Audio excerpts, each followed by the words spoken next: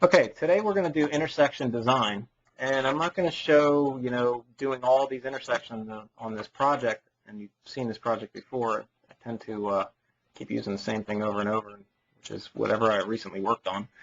I'm going to do one intersection up here, and the methodology of the intersection, and how I'm going to accomplish that is using the corridor model. The other method of grading out at intersections is to use feature lines, which were 3D polylines. And quite frankly, it's a little faster, but you don't get as much information. If you use a corridor model, you get the full model of the road section. So that means you can take quantities off of it with your road section quantity takeoff tools. Also, you can show it in your cross sections, which I won't be showing today. There's a little trick there to get the intersection to show up in a cross section, and we'll cover that at a later date or at a CAT or engineers and designers group meeting. We have one tomorrow, so maybe we'll talk about that tomorrow. And the other advantage is it's more precise design and way to manipulate the intersection. A lot of the HOP or PennDOT guys, they have to do the spot elevations around the curb returns. And if you need to do that, using the corridor model to grade out this intersection gives you added flexibility to make those minor tweaks and manipulations. Again, if you do it just with feature lines, you're only getting one part of the intersection. You're just getting the top surface. So corridor model, you get 3 or 4 things. Takes a little bit longer in this version.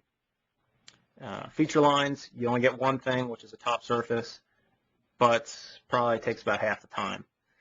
Today we're going to focus on using the corridor model. Before we get started, one thing you should note is that in the next version of Civil 3D, 2010, which is currently out, intersection design is automatic. So when you connect 2 roads together like this, there's another piece in here in the prospector that says intersections, and you would go up and hit create intersection and pick where the 2 alignments come together, and it will make that the design profiles for these alignments line up, that they have to be the same elevation on the profile, and it locks them together. And it also will do the whole corridor, building of the entire intersection. It's like a wizard, just like the profile wizard, like when you add a profile or create a profile. It has the steps going down through, and you can do turn off lanes or right turn lanes and so on and so forth. But we're not on that version yet, so this is sort of the manual way. Understanding this method is what you're going to need to get the job done today. And also, it's good to know for even when the wizard comes through, because if you need to manually manipulate things, after the wizard is complete, you'll understand it better on what it's doing, because it essentially does the same thing. It just does it automatically and connects it more together. So with that said, let's get rolling here. A couple of the first things you need to look at is your layout. Typically, you're going to trace out your road design. In this situation, we just have a simple intersection. This is the main street, and this is the sub-street coming into the side. It's fairly simple. If you have internal medians and things like that, you do the same amount, but you're doing the same work, but it is more complicated. In those cases, you're just going to need to call me to work out if you're getting stuck on something and how to get those things done. I can't go through a really complicated example in an hour and make sure to cover all the points, but I can go through the simple elements of this intersection design. So once you have that layout complete, which you see I have here, you're going to want to make 3 alignments. One of the alignments is going to be the left edge of the road. Another is going to be the right edge of the road, and then you're going to have another alignment for the through street. Unfortunately, you do have to make these alignments to be able to build the intersection with the corridor. Once you have those alignments created, you're going to want to go ahead and create some profile views of those, and I have those right here, and we'll use those in a little bit, and we'll show how you get these design profiles on there, which I've taken, have some schematic element of how that's going to look, but we'll detail that in a little bit. So really, you have your road drawn out here. You're going to have alignment for the sub road coming in, alignment for the center of the other one. I've already went and did a vertical design on this, so it's real simple on this project. This is 4% going down this way, and this is 4%, 5% coming down this way. So it's a 4% street going up to the off to the right, and a 5% street coming down down toward the right as well. Then I just took an alignment and started out here, snapped out to where the intersection of the tangent comes in here, and then gave that a radius. Now I'm going to show you here why I don't have it right on top. If you look here, why don't I have it right on top of the curb radius here, and I'll show you why. I did use an example that's a little more complicated than normal, so you can see the flexibility there. Same thing on this side, and then I did a alignment, just straight line alignment from one side to the other. Now notice when I made these alignments, I did not just make them, right. Really, all I really need is the curb return here. But I went way back and started and came all the way through. That is really what you want to do. You're going to have plenty. You want to have plenty of alignment shown on this, these sort of construction alignments, so that when you're placing the vertical on them, you have extra space, some padding on either side. With those alignments, I recommend using the style that's called HRG Transitions, and that style is available on the template, so you can select that. And that puts them on a layer that's a little grayed out there, so you can easily see what the difference is between a center line alignment and these little transition alignments. The next piece that you're going to need is the assemblies. So let's talk about these assemblies.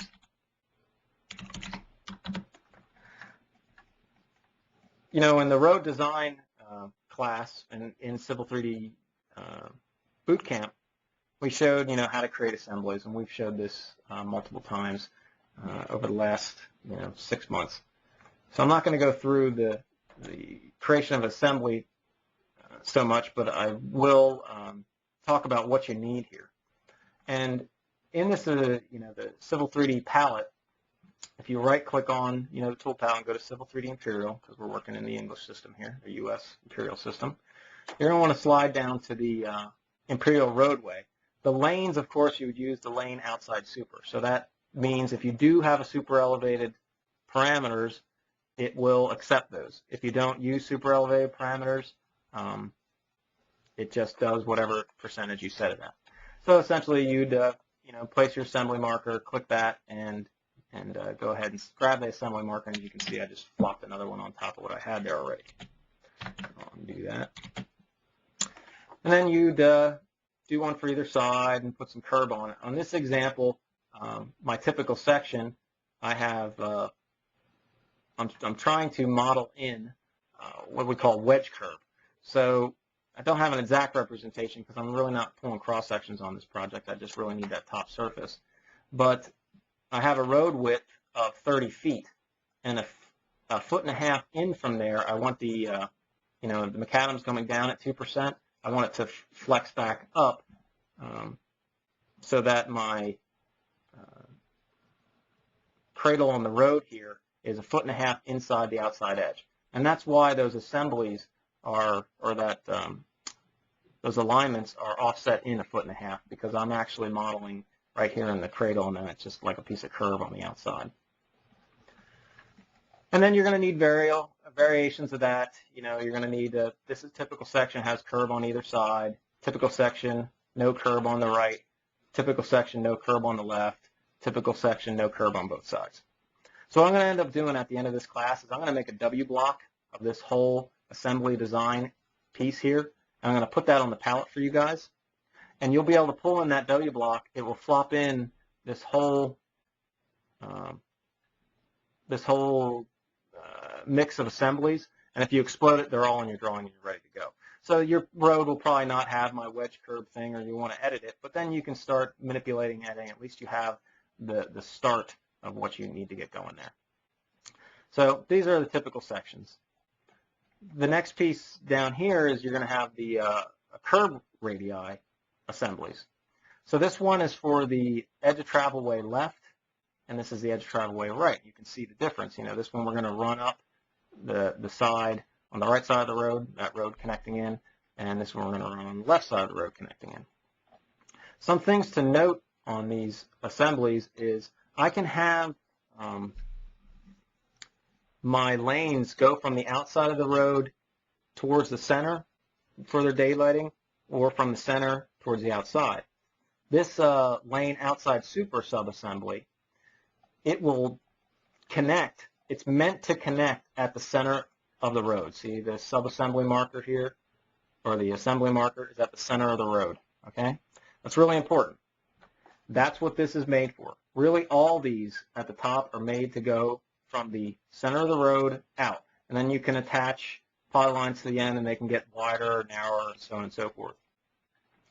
But for a edge of road assembly, we want it to go from the, of course, the edge and target back towards the center of the road.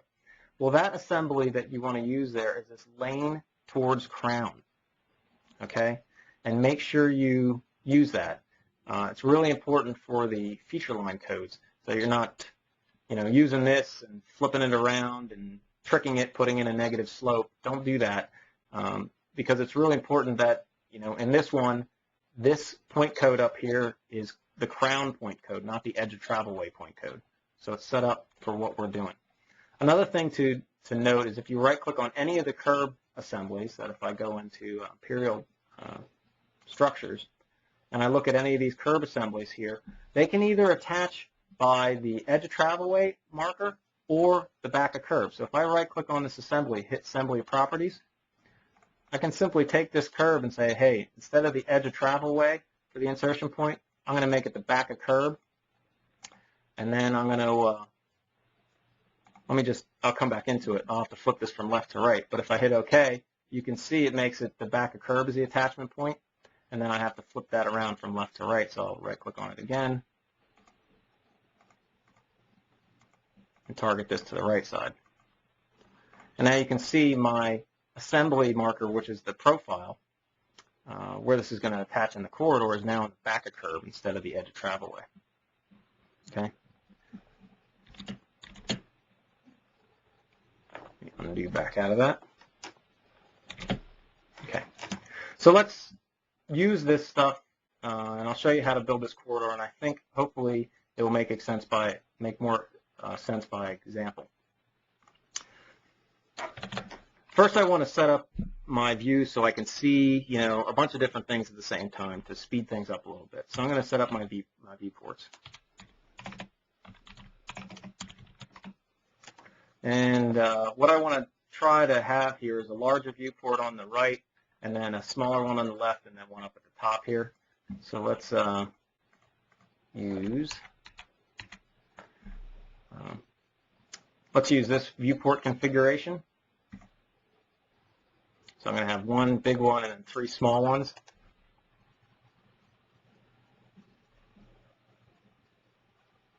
Give the computer a second to set all that up. Okay. And then what I need to do is dash viewports and hit J for join to join these two together. Now I have one over there. Okay. So I can view horizontally here, but in model space I can see all my assemblies or road profiles over here. Okay, and that just helps out. What I'm going to do with this top viewport is I'm going to actually set it to see in 3D view. So DDV port is the command. And then I'm going to zoom back into my project here. It's over here actually.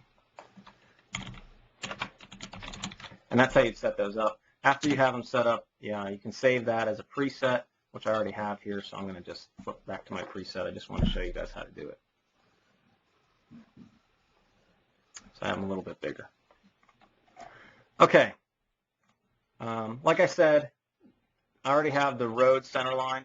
This is the road center line profile, and this road coming all the way around is called Clover Circle, and this is called Emerald Lane, the stub road coming up. I have that as well. Like I said, 5% down, 4%. We're actually over on this side. 4% This goes in this direction, so it's coming back up, 4% coming back up. And we tie in, as you can see, we tie in right here with Emerald Lane, okay? And then Clover Circle is right here at the start, so I have the 2% part because I want to keep a 2% cross slope in this area right here, and then it grade breaks and goes down, okay? So hopefully that layout makes sense for you. I have my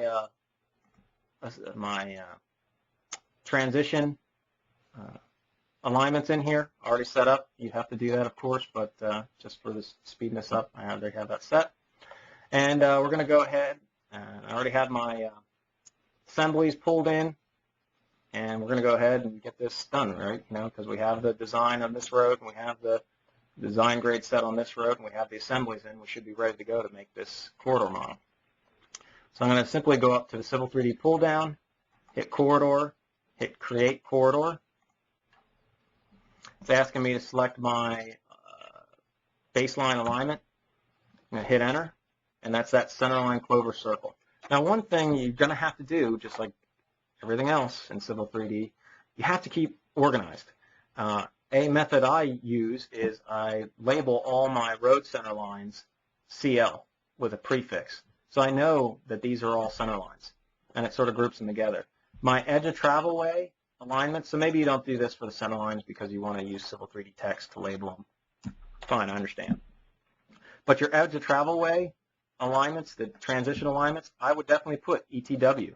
This is my second intersection. This is my third intersection. So this line, I know this label is this line coming across the top here.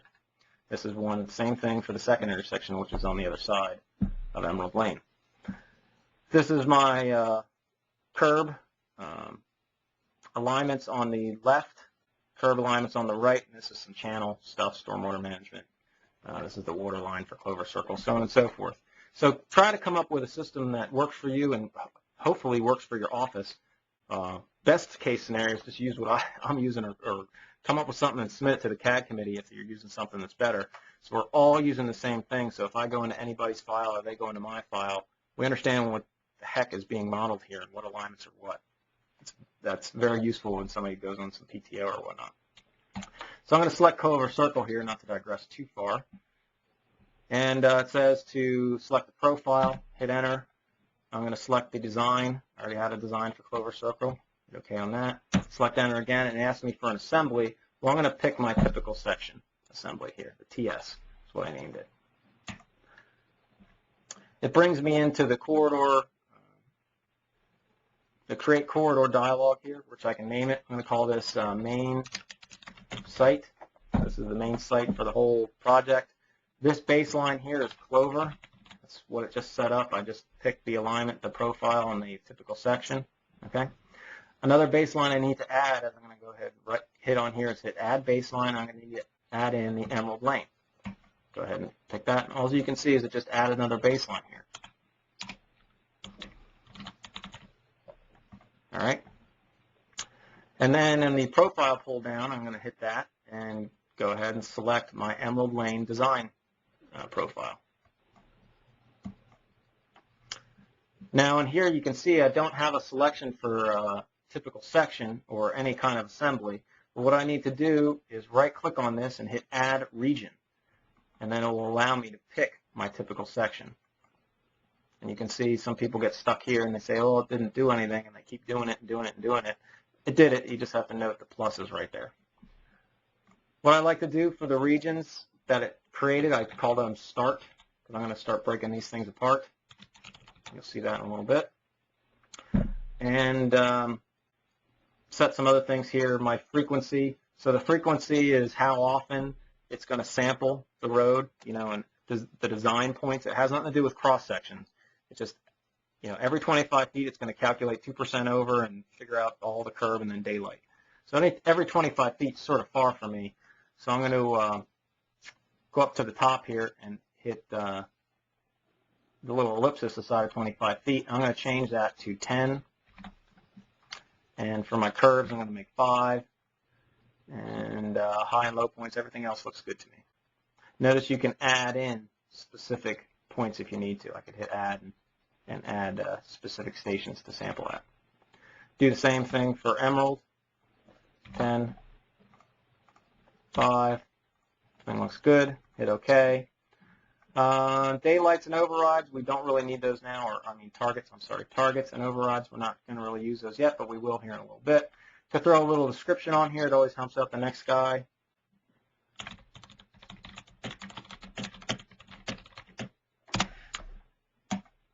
And hit OK.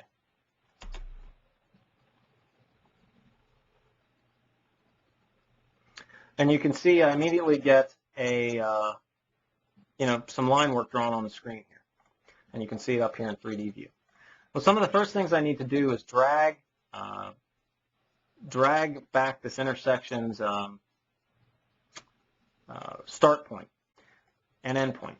And over here, there'd be some work to do. I'd have to grade out this intersection. And since this road, if I had it all to do over again, I would have just made this its own stub.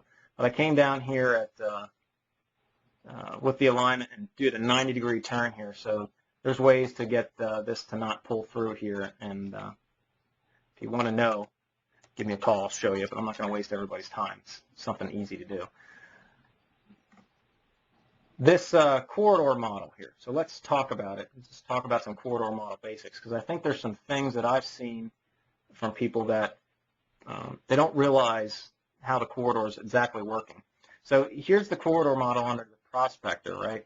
And I can see here's my main site. I have some other ones I did for this project. So I can right-click on this and hit Properties, and it takes me right back into the setup screen. You know, this screen should look very familiar. Well, if I uncheck the Emerald Road and hit OK, you can see it's just not going to build the corridor model for that segment of roadway coming down through there. So you're going to want to have all your alignments in one corridor model. You wouldn't do a corridor model for each alignment. If you do, you're going to run into big problems if you're trying to cut cross-sections later on. If you don't have to cut cross-sections, you're going to run into big problems when the next guy comes into your drawing and doesn't understand anything, because there's 30 corridor models, all with just one little alignment in it. So put them all in one alignment. You don't need multiple corridor files. If you have a really large project, note you can uncheck stuff. Well, when you uncheck it, that means it's not calculating it at that point. So if you're working on certain pieces, you don't need other things to build, just go in and uncheck them. So I'm going to turn that back on. The corridor model does not need to go the entire length of the alignment. In this case, it's starting at 0 and ending all the way at the very end. Well, I want to drag this and have it not go to the entire extent. You can see I have curb overlapping each other. That's no good. So I'm just going to grab the corridor model, grab this little grip, and bring that back and snap it to the end of the or the start of the curb return here. Let me pull that in there. There we go. Now, when I did that, you see it sort of like half drew it in. You know, it still has the curb lines, but the hatches isn't moved back. Well, that's because I don't have this corridor set to automatic rebuild. So I can right-click on it and hit Rebuild, and then it will clean that up for me. Now, an easier way to do that is just right-click on that corridor model and select Automatic Rebuild. So I can right-click again, turn on Automatic Rebuild, and now you can see that that's checked, and every time I make an adjustment, it will rebuild automatically. Sometimes you want that on, sometimes you don't. If you're making finite adjustments over here, you know, you got your pave history back in, you're doing an HOP and you're adjusting all these, well, every time you make an adjustment in pave thickness for all these assemblies, you don't want to have to wait for the corridor to rebuild. So go turn that off. Make all the adjustments, then just rebuild it once and you're good to go. There's various other reasons you want to turn that automatic rebuild off, but that's just one example. Another thing, notice that I can grab the center grip and snap to stuff on the edge of the road. Since it's a station-oriented system of how it works, if I grab the center grip, I could snap to anything, and it's just going to do basically a perpendicular snap to that exact station. So you just grab that grip, and you can snap to the edge of the road, and it will move it back to where if you would project a line from that to the center, and you're good to go there. All right, so that's there. I can go down to the bottom side here and drag this up. And you can see in my 3D model here, you know, the corridor sort of runs out and drops way down to station 0. Well, that's because my profile, to go out to the millionth decimal place, my profile doesn't go to the full extent of the alignment. Well, I don't really need it to begin with, so I'm going to take this corridor and just bring it back here. We're not working on that intersection today, so it doesn't really matter. When I get to that intersection, I have to snap it forward. Okay, so let's focus on this intersection. Get my alignment set up here. All right, another problem we have is this clover circle has the wedge curb coming all the way through the intersection. Well, that's no good, because you'd have this, to go from one edge of the road to the other, you'd have to like drive up, and that's not how we're doing it on this design. That wedge curb is going to disappear in between here. Well, to do that, I need to switch assemblies in this area from here to here.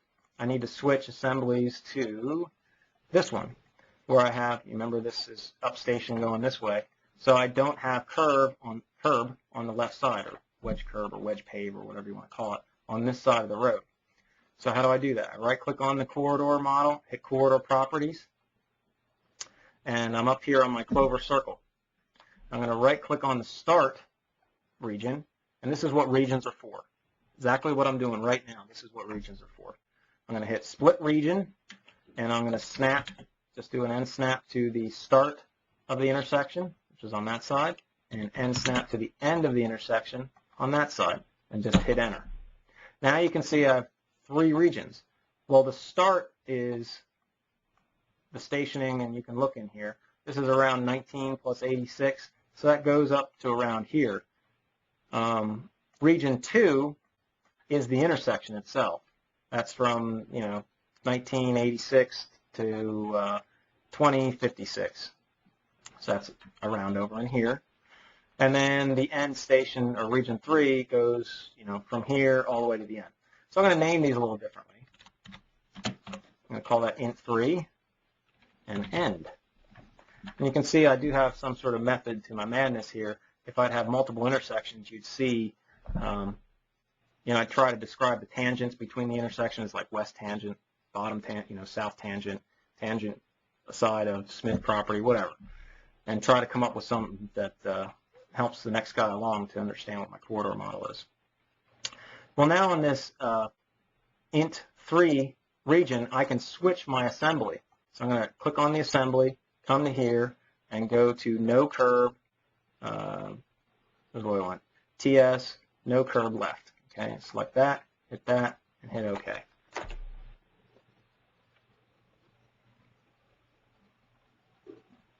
Okay, and now you can see my curb disappears in between the intersection. So my edge of travel lane slides out. This it's a little wider here, if you note. Let's see if I snap, go up. You can see how my lane's wider on that side of the road to make up for the wedge curb disappearing. So that's why it slides out here, and so on and so forth. All right, so what's the next step? Well, we're going to create a surface for this now. So let's go back into the corridor model. Another way to get into the corridor model is right-click on it in the prospector and hit properties there. Same dialog. I want to go over to surfaces pull down, and I'm going to create a surface. I'm going to click on that and hit create surface. The name here, I usually name this something different. I would call it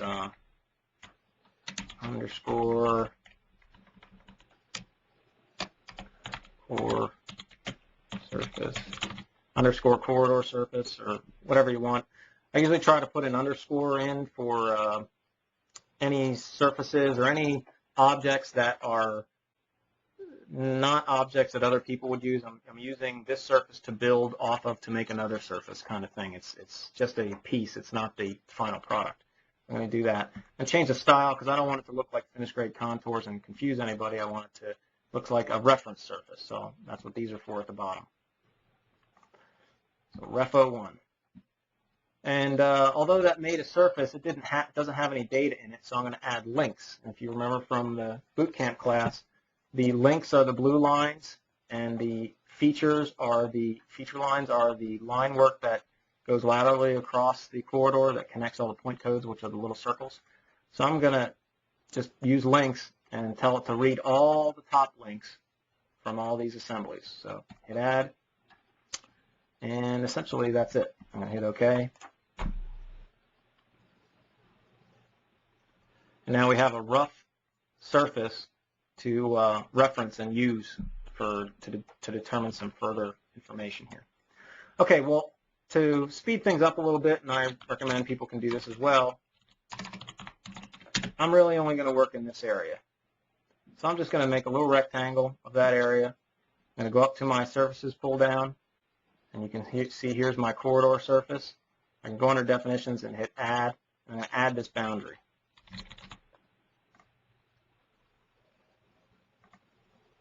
Now I'll speed up the drawing a little bit. I can take that then and maybe get this intersection out of here because it's all goofy looking.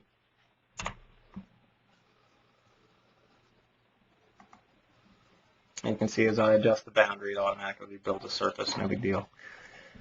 Okay, so the next piece of the puzzle is I want to use this surface because it, generally has the elevation information here through here for the intersection. I want to use that surface to show on my my profiles I made for these construction alignments here. This one, and this one. Let me do something here real quick. I wanted to turn these off before I came in. We'll leave that one on because I need to adjust that one. But, normally you'd have something like this, and probably when you created these, maybe you sampled the existing grade surface, so you'd have the existing grade surface down here. But I want to show this new surface on these. So how do I do that? I'm just going to go up to my profiles, pull down here, hit create surface. That is going to be my int, I'm going to guess int right. Can't remember which I did, right or left on the first one there. I'm going to hit add that corridor surface. I'm going to change it so it doesn't look like existing grade. I want to make it look like this style we have, HRG surf ref 1, just a random style, and hit OK. Okay, I looked out there. So you can see that general shape of the surface pulling through here. Well, I would do the same thing on these other two. So I'm going to come into here and hit create surface from profile, or profile from surface, sorry. And I'm going to find my left third intersection, add that to it, change the style to ref 1, hit OK again. Fortunately, I have to hit OK and go back into dialog, you just can't keep adding them. Edge of travel way, third intersection, add this surface to that, hit the pull down here, call it ref 1, hit OK again. Okay, well, luckily you can see it's pretty straightforward. What I need to do at this point is trace a design surface right on top of this, on this surface here that pulled through here to some extent. The reason you need to trace a design on it, we've tried in the past where you could just say, oh, we'll just use this profile to build this intersection. Well, you get into this loop where the corridor is reading itself to design itself, and it doesn't really, it gets into this infinite loop where it will just keep, if you turn on automatic rebuild, it would just keep rebuilding and rebuilding and rebuilding and rebuilding, and it would never stop. So you got to watch out for that. Don't do that. So what I need to do is have a static line that I can trace over top here. This one down here, another thing you might want to turn on in your profile style is you see I have these magenta lines. Well, what are those? If I right-click on any given profile grid view and hit Edit Profile View Style, there's an option in here. If you go down near the bottom, it's called Grid at Horizontal Geometry Point. So go ahead and turn that on, and then what I did here is it's going to be on layer 0, but I just gave it a color of magenta. And what that is that's going to draw a horizontal line everywhere that there is a geometry point. So I know that my arc of this this alignment here is right between here and here. That's where that's occurring, because I have those two reference lines. Same thing here. On this side, the arc for this curve radius is between here and here. That's where the arc's happening. Okay? So at this point, you'd get out your profiling tools, and you'd go up to Create Profile by Layout. Okay? And you'd snap, basically drawing a profile. And I guess I'll go ahead and just do it real quick. Create Profile by Layout. I gotta pick the profile view. I'm just gonna, call it finished grade or finished ground, because I don't want it to put all kinds of labeling on it. And I'm gonna hit none for label set. Hit OK. And then I'm just gonna place some tangents here. I'm gonna snap to the start, maybe snap to the apparent intersection there. Depends what kind of profile you want for the road in between here, excuse me. So let me snap to this side, and then snap to the bottom. Now, if I want a straight grade from here to here, that's what I'm going to get. But you can see there's a break there. So maybe I want a more subtle transition. And to do that, I'm just going to hit the drop down here and hit Add More Free Curves. Free curve parabolic PBI based. Same thing you'd use for road design. But my curve length, I'm only going to make 10 feet. I'm just going to be smaller radii. And then what I can do is grab these lengthening grips, and that will hold this slope. So the slope of this line should be 4%, right? Because if it's this line here, I'm way beyond where the curve starts. I'm actually starting it way back here. So that should be 4% going down. This side over here should be 5%. Let's go into label profile geometry and see what we got. Line, I think, yeah. I have that stuff frozen, sorry. Hold on. Profile labels.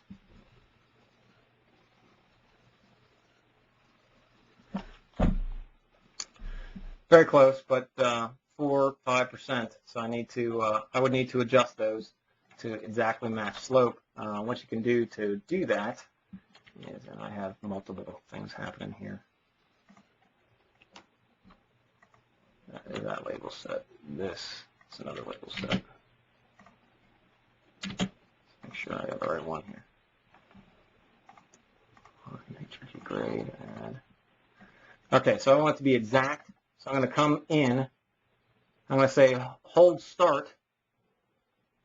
So I'm going to do the grade out on the first PBI point here. Hopefully this makes sense. This is my first PBI point. I'm going to not adjust the grade in. I'm going to adjust the grade out and target that to -4%. Exactly. Okay, and you can see that adjusts. Again, you're saying, well, why is there a difference? Well, this is a rough surface through here. So that's why you're going to get some minor variations in that. Same thing on the other side here. I'm going to hold grade in and make that 5%. And that will adjust there. Okay. And let me check something here, because I'm not sure if that's exactly, yeah. That's why there's such a difference there. That is 4.19. I'm sorry.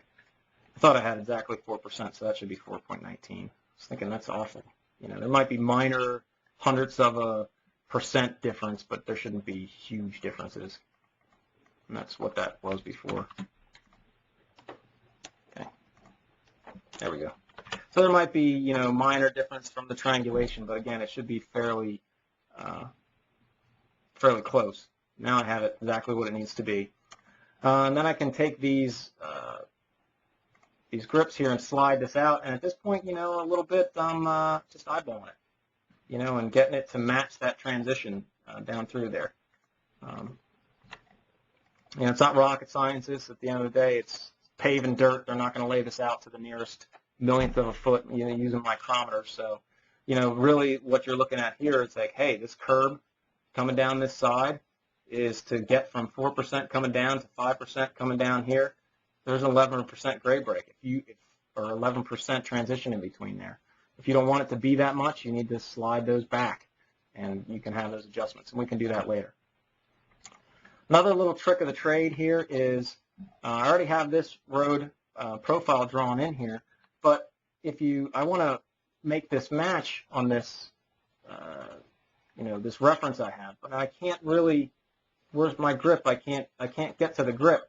Well, here's something that's a little crazy with Civil 3D profile views. If you right-click on Profile View Properties, I can actually have the profile view start before the alignment and end after the alignment. So what I'm going to do is get some padding. So now my grid is larger than the alignment, but it only samples where the alignment is. So now I have some padding, now you can see those grips show up. So I can take that, slide that down, so on and so forth on this side, same thing. And, that could happen to you. You'll maybe don't have the padding turned on, and then you go back and turn it on, and then it gets a little squirrely on you. And you can't see that end grip, and that's good enough. You'd see I'd get that to equal 5, and this would equal 419, and we'd be good. And then you can see this arc transition in between there. Now, why is it doesn't exactly match? Again, this is a rough surface here, guys. So you see that jigger that's going on there because of the curb and everything. I could smooth that out, but I really don't need it. You understand the basic shape. It gives you an elevation start point. Really what you needed out of that is to understand, where should I even snap this first point to? You have all this elevation. Sure, you could read this elevation point here and then go ahead and use that, but why don't you just have a graphical representation there? When you make updates, you'll turn things on and off to get this line back. And I'll show you, basically check certain things on and off in the corridor model, and you make adjustments to this. This one's straightforward, since it's just the grade coming across here. It's just one straight line, exact same percentage as the center line of the road. Okay? So that's it. If I wouldn't be explaining this, it wouldn't take all that long to do that. Now save it, and we need to go back into our corridor model now and set up our assemblies for the edge of the road. I'm going to use these assemblies now, the curb radii assemblies. So I'm going to right-click on the corridor here, corridor properties. And it's important to keep yourself straight on which direction line work is going, just so I know what's going on. You can see it. Let me cancel out of that. And I'm going to go down, click on that one alignment there, hit Edit Alignment Labels, and I'm going to add in some basic labeling here. I'm going to use DM3 index for now. It just shows some pretty basic labeling.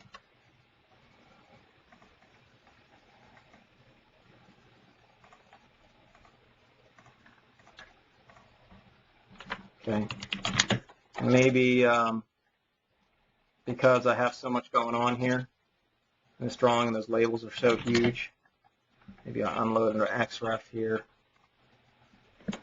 Don't really need that anymore.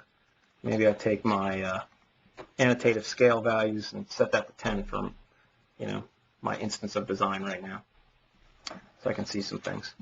So you can see this starts at station 0 and comes around the station whatever. The starting point is what's important. Same thing, this comes this way actually, starts at station 0 on this side and comes in to end at station whatever. So both of those radiuses are coming in this way. And that's important to know because you've got to know which one you're selecting here. So we're going to start on this side of the road, knowing that this alignment goes this way.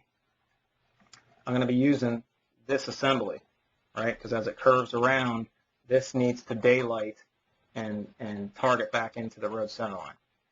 So let's go back into corridor properties again. Go to parameters. And now I need to set up some other baselines. So I'm going to hit add baseline.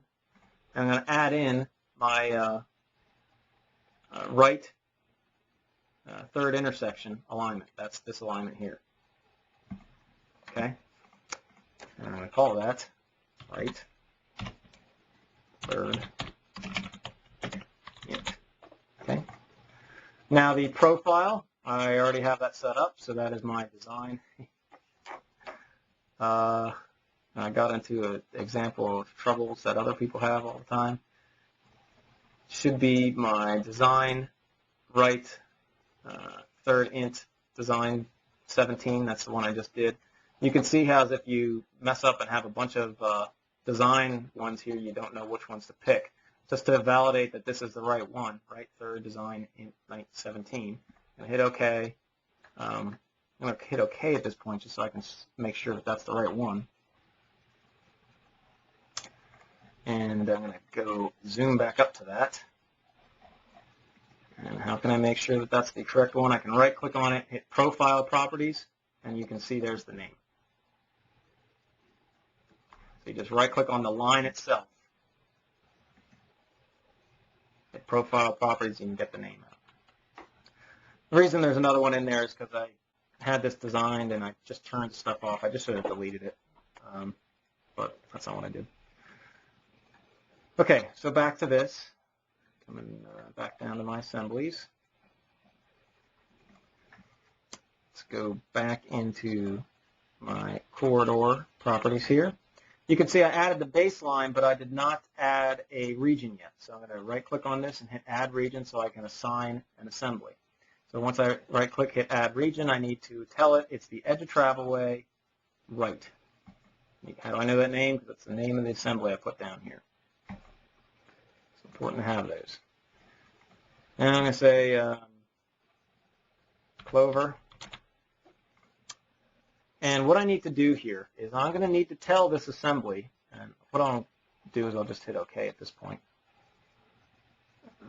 Make sure my targets are good. Okay, yeah. Let that go, and I'll let it show you what it needs to do here. And I'm going to switch the style of my corridor. So right now, this corridor style, which is quote, quote, the code set, is set to hatchet and all kinds of fancy stuff. I'm going to right-click on corridor properties again. I'm going to turn it to show basic view. So think of the codes as the corridor style, quote, quote, corridor style. Instead of plan set, which hatches it and tells it all this stuff to do, based on what we have set up in the template, I'm going to set it to HRG assembly design. And then I can actually see the assemblies that it's running down the corridor model. So these assemblies, if you see here, what Civil 3D is doing is when I say, go 10 foot along the tangent, use the typical section sub-assemblies and assemblies, it just runs that every 10 feet, and it calculates, the cross slopes and everything, and so on and so forth. So you can see it in 3D. Up here, you can see this intersection. I'm going to turn off this surface off for a minute so it's a little clearer. So I can right-click on the surface, hit Surface Properties, go to Information, Information, and set it to No Display. Hit OK. So it's still there. Didn't delete it. It's just can't see it. You can see the assemblies for the curb are now, going from the edge of travelway in. They don't have a real good width. The spacing's not really good. And, in general, it's not working for me. Well, what I need to do is set some targets to this for this thing.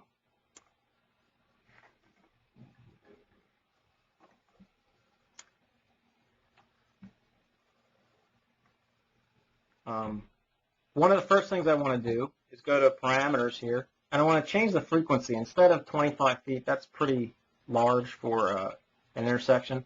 I want to change that to 5 foot. So I'm going to do 5 foot along the tangents and 5 foot along the curves. Okay. I'm going to do high and low points.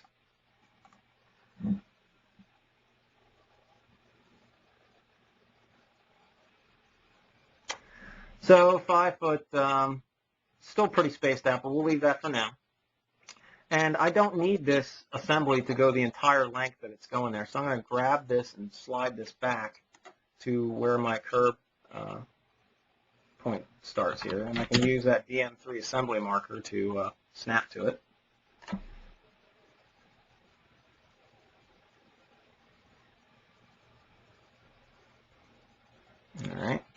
slides it up to there, and this other side, I'm going to bring that up as well and snap to my DM3 assembly, or my DM3 little geometry mark.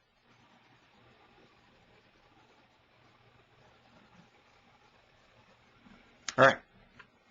So now this assembly is coming around, but it's still not targeting correctly. How do I get this to work? Well, I'm going to right-click on the corridor properties, and I'm going to need to target that to follow a couple different things. On this edge, it's going to follow that edge of travel, that edge of gutter here, right here, on this side. Okay? On this side, it's going to need to follow the center line of the road. So it's going to stretch out and touch this edge of gutter here. Like each of these legs will go out and touch here. This one would come out and touch to here. And then right at this apex here, it's going to switch over, and then it's going to target this center line of the road. So how do I do that? Well, the first region I set, I called that clover. I'm going to add another one. Same assembly, edge of travelway, right. And I call that emerald. Okay. Now in my targets here, and again, I want to set both of these. I'm probably going to actually go down to 2 foot. Let's set that to 2 foot now. That sets them both here. If you click on the baseline ellipsis here for the whole baseline, it will set both or all the regions underneath that baseline for the frequency. Same for the targets. So if I don't want to set the targets at the baseline level, that will adjust them all. I just want to set this clover one to actually read that edge of travelway profile. So I got 2 things I need to set here. I need to set the width target and the elevation target. So my width is going to go, and I'm going to change this up here at the top from feature line, survey figure, or polyline, but keep that in mind. I could have just did a feature line for that side of the road and then targeted to that. But I'm targeting alignment, and I'm going to set it to edge of travelway, 3rd intersection. Hit OK there. And for my elevation, again, you can target feature line, survey point, or just a polyline. But I'm going to target a profile since I made those profiles up. So there's other ways to do this. And I'm going to add that profile. Now with this, you can add multiple profiles, so whatever it encounters first, it's going to target to. But you got to watch out for that. I usually just do one target per region, and you're safe. What gets you sometimes is if it's flat, it's going to follow the closest one or the flattest slope. That flattest slope thing gets you sometimes. So just keep that in mind. Hit OK, and then this emerald one, I'm going to hit the target for that, and I'm going to target the emerald center line and the emerald center line design profile. Hit add, hit OK, and hit OK.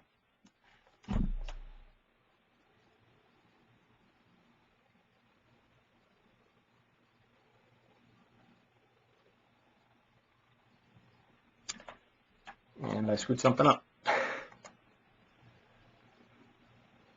Let me go back into there.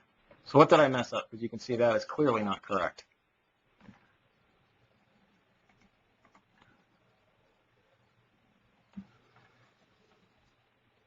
I know I messed up. Let's remove that last region. I had overlapping regions. I don't want to right-click on here and hit Insert Region. I want to right-click on the current region that's there and hit Split Region. And then I need it to tell it that it's this apex right here that they're going to split at. Apologize for that. Now I hit Enter. Now you can see this one goes from 33 to 50 and then 50 up. So this one is going from, this region goes from here to here. This one will come to here, and redo that work.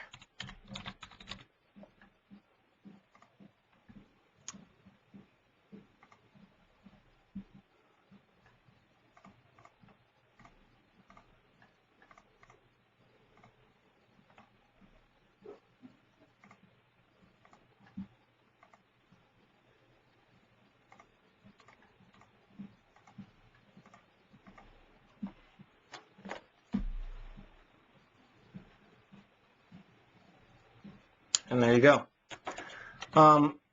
For this class, I sort of changed my design, how I was going to do it.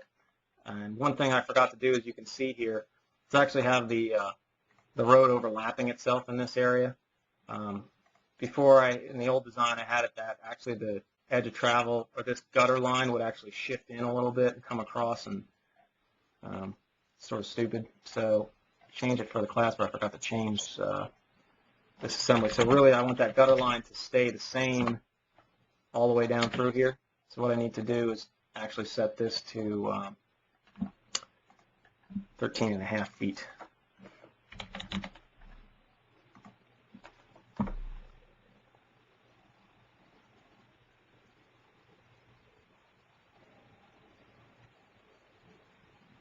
There you go. So you do that same thing on the other side. Pretty much everything's all set up already. I mean, all you'd have to do is go into the main site corridor again, add baseline, add the regions target. It really doesn't take all that much time once everything else is set up, and you'd have that intersection design. Like I said, it's not an instance that it just happens, in this version at least, and they recognize that, and that's why in the next version you can just, there's a wizard and it does all this for you. But in this version you have to sort of manually do it. Once you get good at it, it doesn't take all that long if you're not trying to explain it, and you're off to the races.